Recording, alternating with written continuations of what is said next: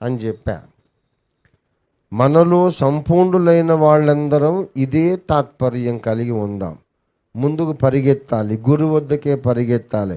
ఏమని అనుకుంటూ పరిగెత్తాలి? ఇంకా నేను సంపూర్ణ సిద్ధి పొందలేదు, ఇంకా పట్టుకోవలసిన దాన్ని ఇంకా పట్టుకోలేదు, ఇంకా నేను గెలవలేదు అనుకుంటూ పరిగెత్తాలి. అది సంపూర్ణుల లక్షణం. సంపూర్ణులైన వారి లక్షణం ఏమిటంటే నేను సంపూర్ణుని కాను అనుకోవడమే. అది ఇన్ షార్ట్ టుడేస్ మెసేజ్. నేను సంపూర్ణుని అయిపోయాను అని విర్రవీగడం అసంపూర్ణుల లక్షణం. గెలిచేశాను,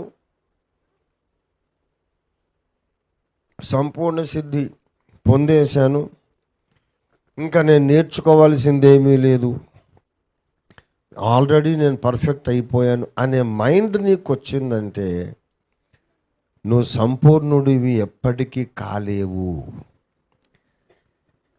ఎంత తెలుసుకున్నా ఇంకా తెలుసుకోవాలి, ఎంత ఎదిగినా ఇంకా ఎదగాలి, ఎంత తగ్గించుకున్నా నీవింకా తగ్గించుకోవాలి, ఎంత కడుగబడినా నీవింకా పరిశుద్ధపరచబడాలి. అయిపోయింది అని అనుకోకు.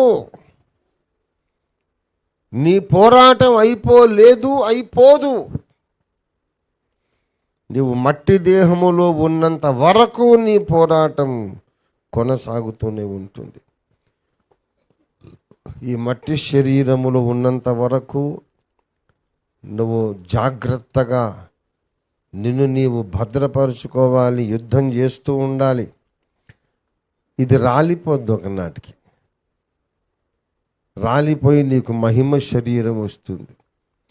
యేసు ప్రభువుకి ఎలాంటి శరీరం ఉందో అలాంటి శరీరం నీకు వస్తుంది.